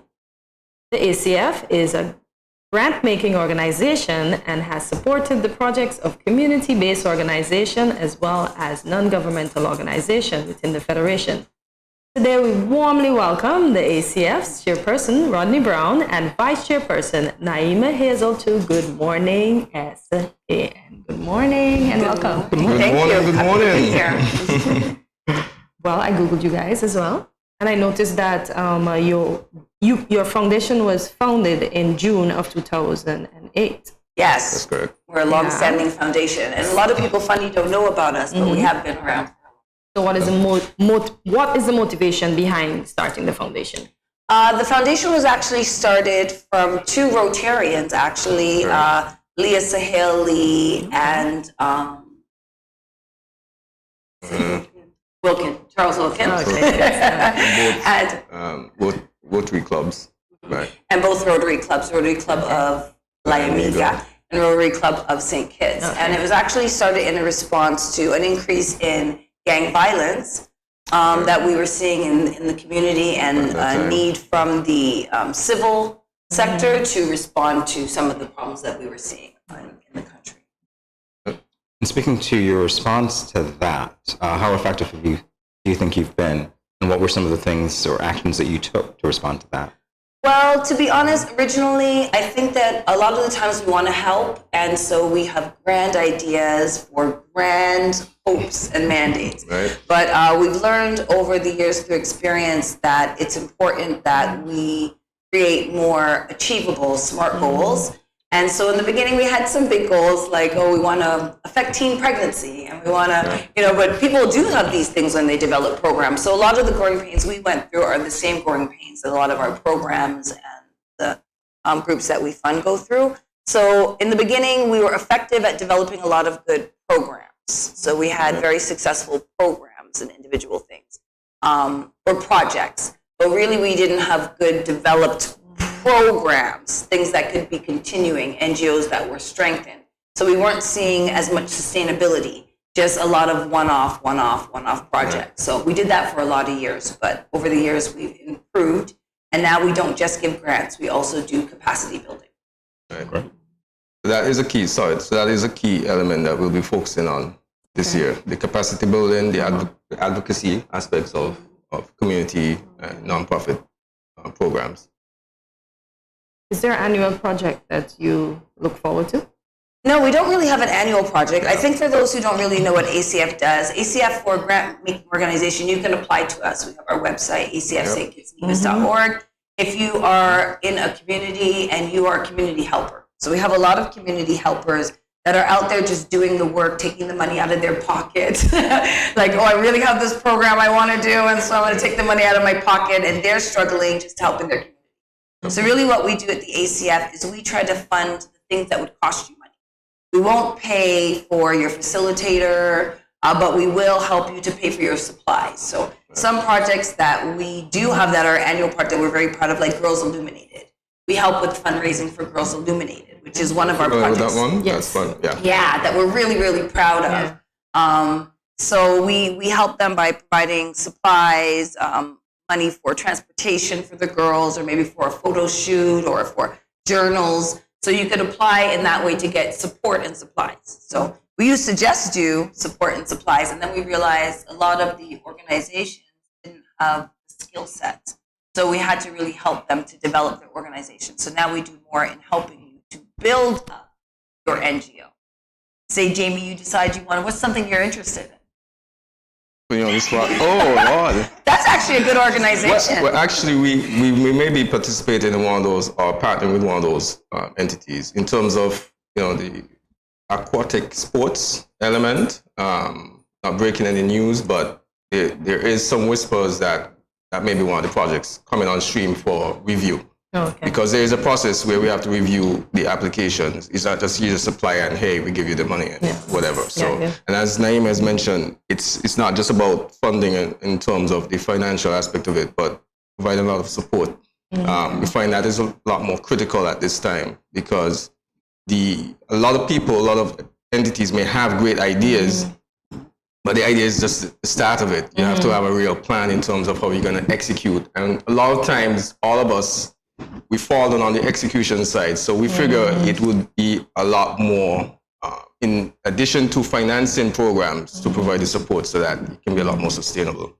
So Jamie, we got you covered. We got you covered. Don't worry about it. So you have a swim program. You want your swim program. You come to us. You say, I have this great idea. I'd like to teach kids how to swim. Well, what will you need to teach kids how to swim? Well, we'll need to rent this space. We might need some swimming trunks for kids who don't have them that might be embarrassed. We might need some floaties. We might need some assistance with that. Okay, what's the outcome that you want from your program? Oh, I want 15 kids to learn how to swim. Okay, well, how will you measure that 15 kids learned how to swim? Okay, how long will that take? What other things will you need? What will be your budget? So we will help them to break it down so they learn how to develop projects and to strengthen their organization. What's the governance of your structure? So we help them. Yeah, it's pretty deep. But then it means that instead of just coming to us and getting money for a project, when you leave us, you should be prepared to go and get grants in other places. Correct. And also that your organization would be strengthened, that you'd be able to sustain your project beyond just one project. So hopefully you could we'll fund you up to 3 times one organization. But hopefully you can get funding to continue your project into years. Because you know in St. Kitts we love a one-off. Oh, that was a great program, and then you never see it again in life. So we're trying to move away from that and create more sustainable solutions. Yep, sure. Okay, Mr. Brown, back to lifestyle pathway program in form. I'll have to put that to Naima. The reason why I'm putting it to Naima has been the chair for a considerable amount of time. Okay. I'm the new chair, so I'm kind of green. So stuff like that, I'll have to pass over to Naima. Yeah. I'm actually so grateful because I'll be honest, he's being honest. I was chair for like I think 7 or 8 years. And Rodney has come on. Love him, and he's come on, and we're really excited for the direction that she needed a break. Yes, and also, you know, we all bring something different to the table. You know, my strength is in advocacy and NGO development. Rodney's strengths are in IT systems. Like Rodney's got a lot of strengths that I didn't have. So I think that where we are at this point, it's time for us to hand it over. Like, okay, everybody does their part, and then I've done this part well, and now it's for you to do. And I just know he's going to do wonderful things with the ACF and the Westover board. I have a good support team, so that's always important. All right, we'll continue the discussion in a moment, everyone. Stay tuned. All right.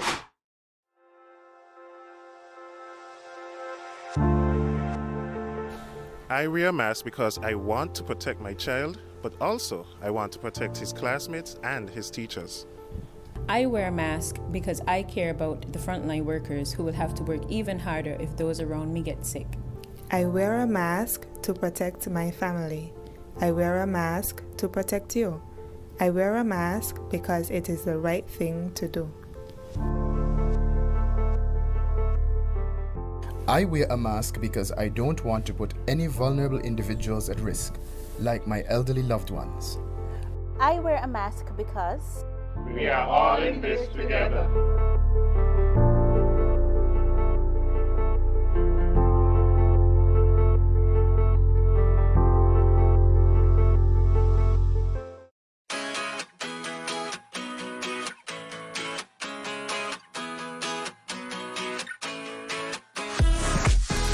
cash, no car, no problem. Dad, embrace the freedom. Welcome back to Good Morning SKN. We are joined by members of the Advancement of Children Foundation, Chairperson Rodney Brown and Vice Chairperson Naima Hazel. So, very engaging discussion on the Advancement of Children Foundation. One of the questions that I know Kortensia asked before is going to be rephrased, particularly as it relates to what was the former peace program, and whether you have any influence over it, or whether there is a collaboration or future hopes of getting involved in any way, shape, or form. Well, we don't currently have any association with it, but certainly I think some aspects of it falls into our mandate, our mission, in terms of community development and empowering the citizens within their community. So I think for sure it's good you brought that up. It's something we could definitely look into. Yeah. Especially since our focus is youth and improving the conditions for youth.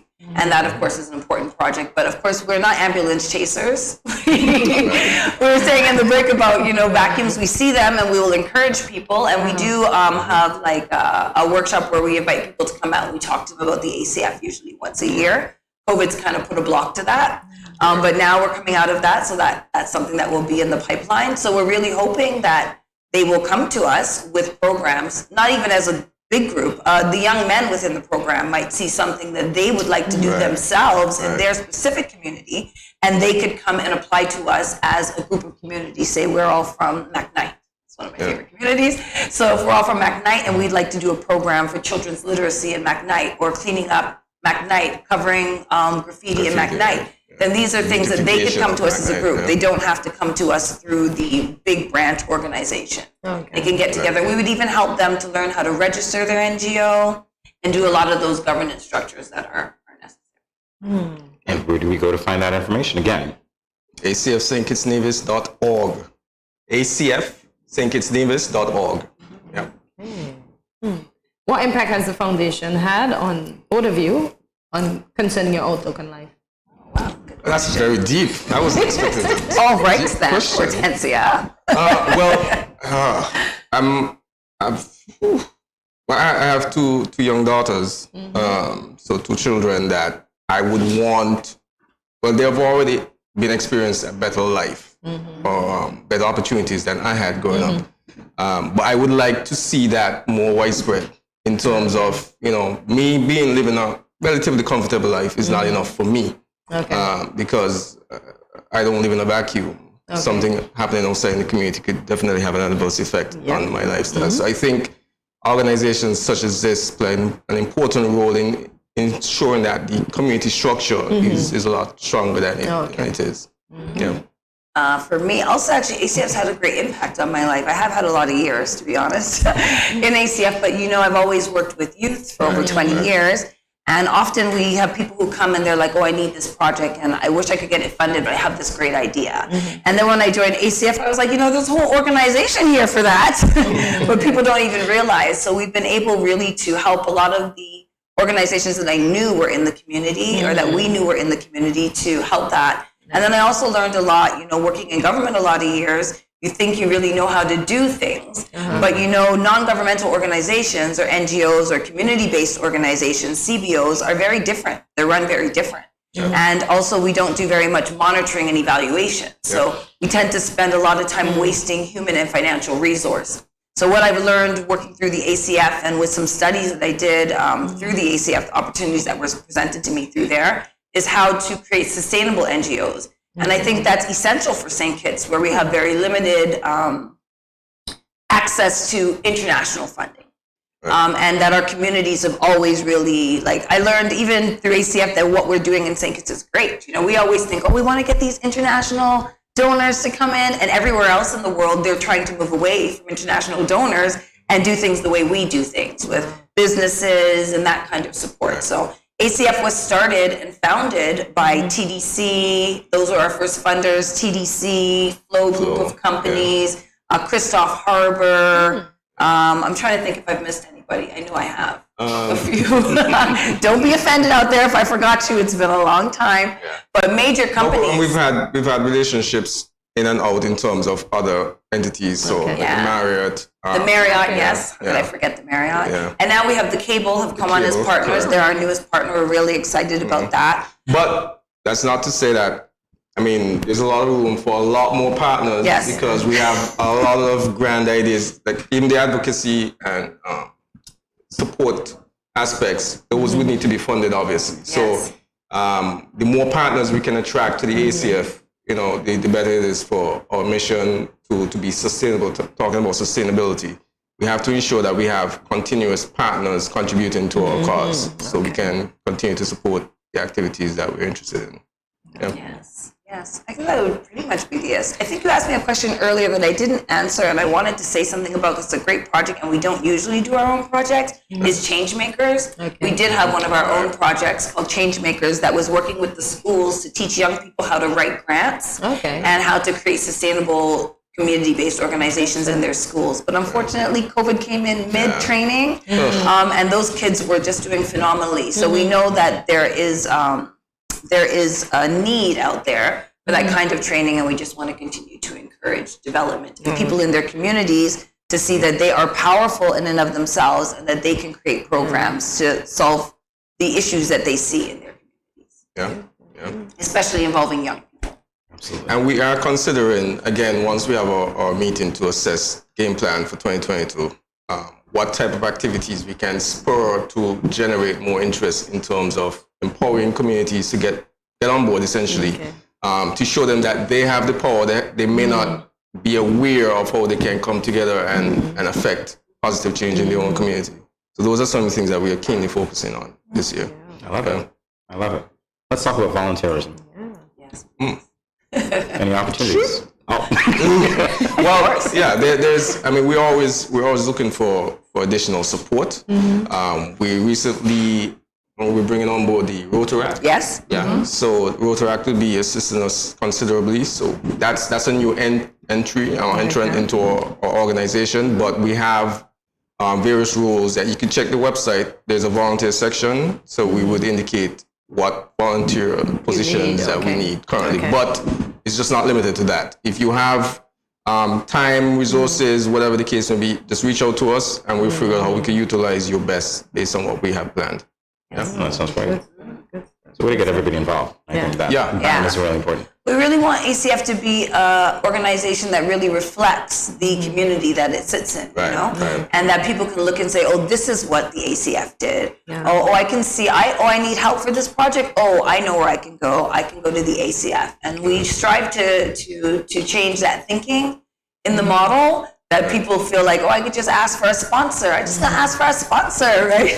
We really want people not to just be thinking about a sponsor for a project and just do this one project. The time and effort that it takes to go into a successful project, you really want to create something that's sustainable and that you can repeat over and over again until it becomes easy to help.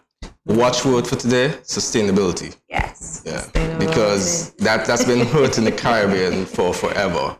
We start things, but there isn't a long-term plan, even not a medium-term plan. It's just, let's just get started. And sometimes we just need to get things started because, there can be all sort of red tape, bureaucracy, etc. But for serious game-changing community transformational type activities, you have to factor in sustainability. So that's one of the words that we try to keep repeating in our sessions, so we understand what the goals are and what the challenges may be.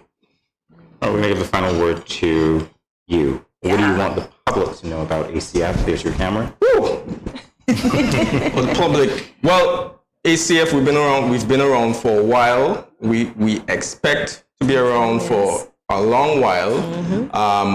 And if you see in your own community, look within your community, see what issues you think are important in terms of making a change, how you can play a part, and how you think the ACF may be able to assist. Again, we're here to assist community enterprises, community organizations in better transforming in a positive way their communities. So every single citizen, you live in a community, look at your community. If it's doing well, see how we can assist the community next door. And see, once you have an idea, reach out to the ACF. We're more than willing to assist as much as we can. But check us out, ACF, stkitsnevis.org for more information. Rodney and Naima, it's been a pleasure talking to you. Sure, it's been. I know it's not Thanks for having us. Love the energy. We'll be back. Yes. He's trying to take over your show. You heard it from Mama. We'll be back. We'll be back.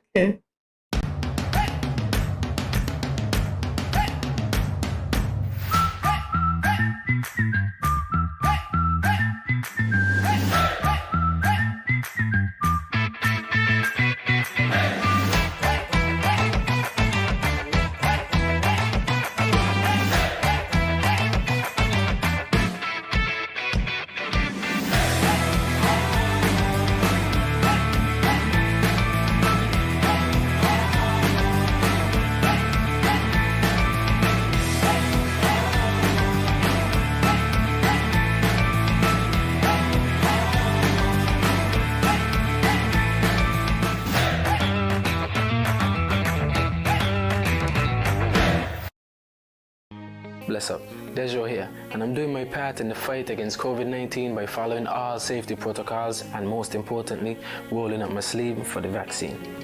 So I'm encouraging you to do the same because that's our best shot of protecting ourselves, our family, and our friends. So don't wait, vaccinate. Let's roll up to roll out.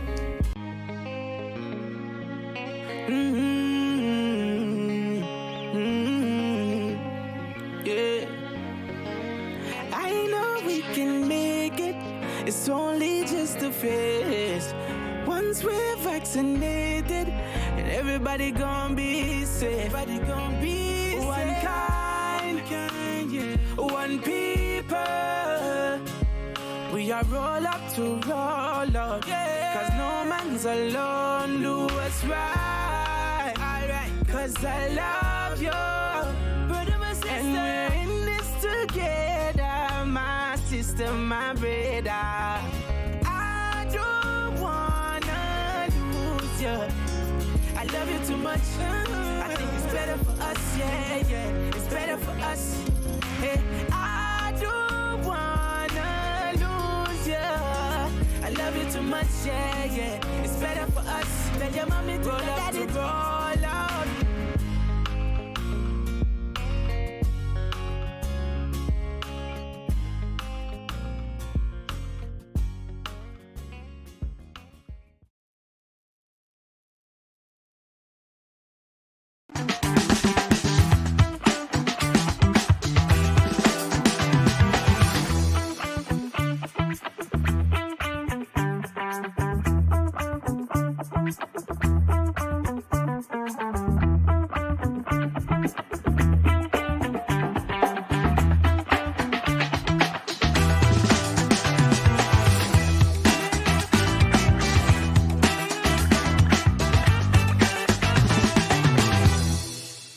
When growing your savings, where you save matters more than you think. Dare to compare and see for yourself why you should start saving and investing at First Federal Credit Union. You don't have to settle for cents. Let your money make sense. Reap a higher return by stashing your cash in a high-yield savings account or term deposit and earn up to 4% interest on your money. At First Federal, we say yes.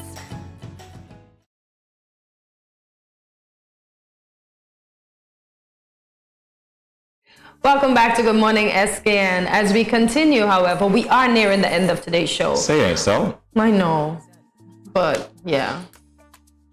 A few rumbles, but before we close, we want to let you know what's happening. Rumbles for breakfast. Yes, indeed. So what's happening? Yes. Oh, look at that. That ties in so well. Wow. I know. Tummy Rumbles and, Tummy Rumbles isn't a part of it, Tummy but Rumbles. cooking buffet and karaoke competition. Here we go. We're talking food. Nice. So Pangea is hosting a Caribbean karaoke buffet lunch tomorrow, March 4th, 2022. The event will begin at 12 p.m.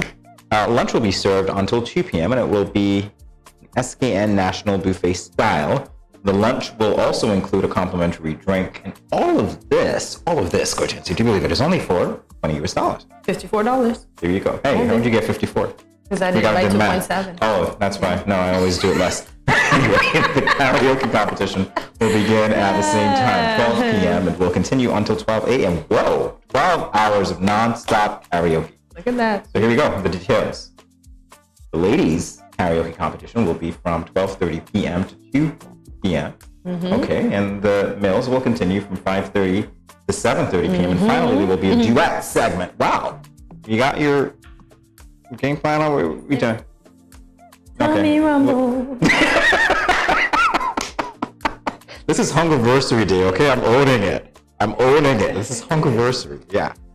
Duet segment from 8:30 p.m. to 10 p.m. There will be a first prize of $70, second prize of US $50, and a third prize of US $30 for each category. And kindly note that all prizes will be in the form of Bitcoin cash. New way to go, huh? Oh boy. A new way of There's even more. There's more Kortensia. Do you believe it? And get this, there will be an happy hour drink special all day. So not 1 hour, all the hours. So go out and enjoy Pangea's Caribbean Karaoke Buffet lunch event tomorrow from 12 p.m. to 12 a.m. Oh man, sounds like a happy 12 hours. That being said. Self-care bundle. Sasha, the artist, and Sassy V Collectibles are collaborating on a self-care bundle. This will include Sasha's do-it-yourself love paint kit with a mini canvas, mini easel paints, a brush, cup, and a palette to encourage artistic self-expression. In addition to that, the bundle will include Sassy V Collectible 200-page affirmative self-care journal, which contains daily and monthly check-ins to encourage healing, restoration, goal manifestation, and more. The cost is a mere easy $130 per bundle. To order, call or WhatsApp Sassy V at 763-8204 or Sasha at 665-5458. Once again, to contact Sassy V, it's 763-8204 or Sasha at 665-5458. So don't forget to get your bundles. Get your bundles. All right, and tomorrow, the 4th of March, is WOD, World Obesity Day. So there are a number of events happening here in the Federation today to commemorate that. The first one is, I feel like getting up and doing something. Dancercise, but then you beg me to sit back down right away. Yeah. Dancercise. All right. So we mentioned this one yesterday, and this event is organized by the Rotary Club of Amiga and the Rotary Club of St. Kitts. Did you see me move just now? I kind of went sideways because I was dancing. Did you feel the energy there? All right, so it specifically targets children as these Rotary Clubs are working towards stomping out childhood obesity. But adults, you are welcome as well, and it is a mirror. Absolutely no money. I was trying to mimic you because you were like a mirror 130 miles a while ago. So I'm like, it's a mirror free. Can you say that? It's a mirror free? It's a mirror free. We just did. So yeah. The Dancercise event will take place today on the Frigate Bay lawn from 4:30 p.m. to 6:30 p.m. So go out and enjoy. There's a lot happening, isn't there? There's a lot. Plenty. As we continue along, a fun run in the sun. As we mentioned earlier today in the latest, this will take place today at the 3rd March at 2 p.m. in the form of a relay. So you want us to go running? Out of the studio? Let's see. This is in an effort to pass on the baton of good health. The relay route starts at Best Buy and ends at the Sir Simon Daniels statue. The participating teams are the Post Office, Nevlec, teachers and staff of the Charlestown Secondary School and the Gingerland Secondary School, Inland Revenue Department, the Alexandra Hospital, the Ministry of Agriculture, the SKN Police Force, the Nevis Division, and the Four Seasons Nevis Resort in Nevis. Look out for these participants and cheer them on as they pass on the baton of good health. So we're going running in Nevis? Yeah, they're passing on the baton of good health. It's going to be a magic carpet ride, good health. Energy. Yeah, there's lots of stuff flying around right now. You can't see it, but we're having fun as they rumble along the road. Kortensia's never get old. Today, I tell you, what does that say? Start your mornings with breakfast, not just with Good Morning SKN. I know. All right, so yeah, it has been a good show. It has been a very enlightening and engaging show. It has been. Absolutely. What was your best part of it? Well, I think it's hard to say what your best part was, although you keep saying something. Well, my best part was that my voice is going now. Oh, your voice is going now. I think I teased you too much. Uh-oh. That's what you get for rumbling. Uh-oh. You see what happens? You see what happens? when the shade is directed my way. Now she's lost her voice. Okay, so my best part was the swim. Because you're being encouraged to swim, which I want you to learn to do, so we can actually go swim with the dolphins for real, and you not swim with the fishes. yes. And we don't create any rumbles under the sea. And then, hey, you know what? No tsunamis here coming from me. You got that. Mr. Sutton encouraging everyone to join the Alternative Pathway Lifestyle Program, and I also enjoy the ACF. The AFC or ACF. My bad. Yeah, turn it around. Yeah, that's encouraging us all to donate and to inspire. Volunteer. Yeah. Do all of that. Yep. So great. Yeah, the watchword, as Rodney said, sustainability definitely, and that one resonated for me because there are a lot of projects that, as he said, we're good at starting things, but never really good at continuing things. So it's very important if you have an idea, you know where to reach them. If you missed anything, you can always go back and check the clip later. So yeah, this is a great day. It was indeed. Let's get ready to rumble. We can't take that tablet. It's already been had.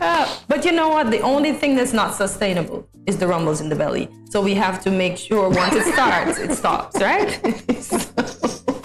And it's going to stop in about 55 seconds. That being said, we want to thank you for joining us today. Remember to follow us on our social media platforms, including Facebook, YouTube. Instagram, Twitter, Snapchat. We keep going on. TikTok. Hey, TikTok. You guys, reach us anywhere. And at our handle at Studio327 Inc. Like, subscribe, and follow us. For more content. Of course. Every day, all day, at least 5 times a week. You know what's happening. Yeah. So leave us a comment. Tell us what topics and guests you'd like to see next. And we'll see you tomorrow. With rumbles, without rumbles. No, we're not going to have any rumbles. You're going to tell us what your favorite breakfast is, and we're going to see if I can have what's some. in your cup? The sunset pictures. The sunset pictures. Oh, yeah, we got to get the sunset. Yeah, we're still looking sunrise. Was it sunset? This is good morning, right? But anyway, we'll take what we get. Sunrise. My bad. Sunrise. Wherever you are in the world, let us know, all right? So this is us saying goodbye for now. Have a good morning, SKN.